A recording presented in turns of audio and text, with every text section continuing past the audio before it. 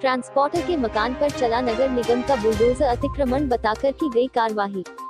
मंगलवार को इंदिरा नगर में नगर निगम के अमले ने ट्रांसपोर्टर गणेश कुमार के मकान पर कार्रवाई करते हुए मकान के एक हिस्से को तो नियम विरुद्ध निर्माण बताकर नगर निगम ने ताबड़तोड़ कार्रवाई की है। परिवहन के कार्य में लापरवाही बरतने की शिकायत भी अधिकारियों के द्वारा बताई जा रही है। नगर निगम व जिला प्रशासन ने MOS का उल्लंघन बताकर कार्रवाई की है। इस मामले में ट्रांसपोर्टर गणेश कुमार का कहना है कि उनका मकान वैसा ही बना है जैसे इंदिरा नगर में मकान बने हुए हैं। यह हाउसिंग बोर्ड का मकान है, वहां से भी फ्री हो चुका है। अगर अवैध मकान है तो पहले उस हिस्से को चिन्हित करना था, फिर तोड़ना था। सब मकान एक जैसे बने हुए हैं तो इसका मतलब कि पूरी इंदिरा नगर अवैध हो गई। एक निजी मकान तोड़ना ही था तो परिवहन के 20 दिन बाद तोड़ देते। मकान अस्त व्यस्त होने से मैं क्या कर सकता हूँ, इससे तो परिवहन बाधित होगा। कोरोना काल में कार्रवाई हुई है, बारिश का भी समय है साथ। जब अतिक्रमण अमला मकान को तोड़ रहा था तो बिजली एवं गैस कनेक्शन भी चालू था, कोई हादसा भी हो सकता था। नियमानुसार मकान को चिन्हित कर कार्रवाई करने के बाद तोड़ा जाना था, परंतु ऐसा कुछ नहीं किया गया। केवल बस परिवहन का काम अपने द्वारा लॉकडाउन होने के बावजूद भी इनके द्वारा 4 गुना पूरे MP से सेकंड नंबर आया। 4 गुना खरीदी इनके द्वारा की गई। कागज पूरे कंप्लीट है, उसके बावजूद इनके द्वारा मकान तोड़ा गया। पूरी इंदिरा नगर में एक जैसा मकान बना हुआ है। हाउसिंग बोर्ड का मकान है, हाउसिंग बोर्ड से फ्री कर दिया गया पूरा कंप्लीट होने के बावजूद भी। उनका कलेक्टर साहब का श्रीमान जिलापति महोदय का कहना था कि मैं किसी हालत में आपका मकान तोड़ूंगा। अब उसके बावजूद थोड़ा कोई तकलीफ नहीं थी। इनको पहले तोड़ने के पहले इनको मैपिंग वो निशान लगाना था कि आपका यहाँ तक अवैध मकान है, आप यहाँ तक 4-8 दिन बता लो, बताओ आप कोई भी किसी तरह। हमारा कोई तकलीफ, मकान तोड़ो आप।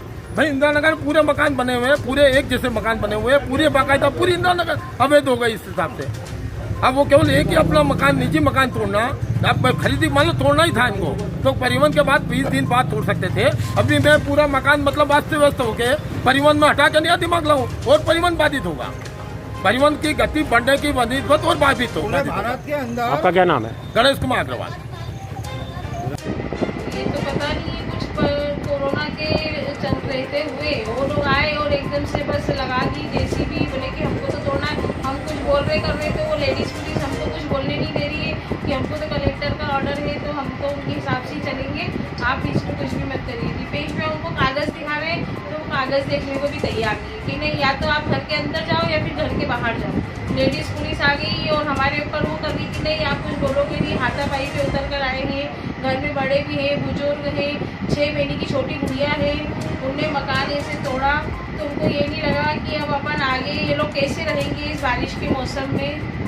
और कोरोना के रहते कोई सोशल डिस्टेंस का पालन नहीं था। 50 जने और घर में भी गए, ऊपर 10-12 जने घर में ऊपर भी गए।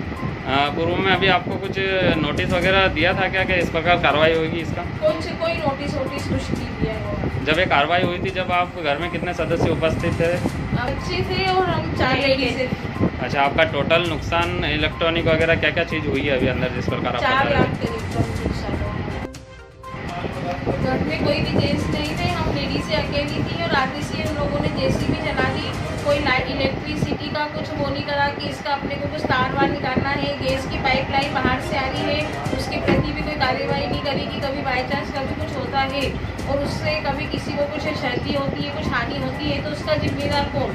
कभी गैस लाइन में कुछ हो जाता है, एकदम से फॉल्ट हो जाए, लाइट में फॉल्ट हो जाए या कुछ भी होता है तो उसके लिए हम तो प्रशासन को जिम्मेदार ठहराएंगे ना, क्योंकि वो हमको पहले से कुछ वो करते तो अपन करते भी कि चलो अपन गैस लाइन निकाले या कुछ करें। मौका ही नहीं दिया उन्होंने तो 2 मिनट का भी हुई है। और सभी जितने भी हमारे कृषक बंधु हैं उनकी मेहनत का नतीजा है कि इस बार हम लोग प्रदेश में दूसरे स्थान पे हैं, जबकि हम लोग 10वें-12वें स्थान पर होते थे। और पिछले साल की जो 2 लाख टन की खरीदी थी उसके अगेंस्ट में इस बार हम लोग 8,36,000 टन की हम लोगों ने खरीदी करी है।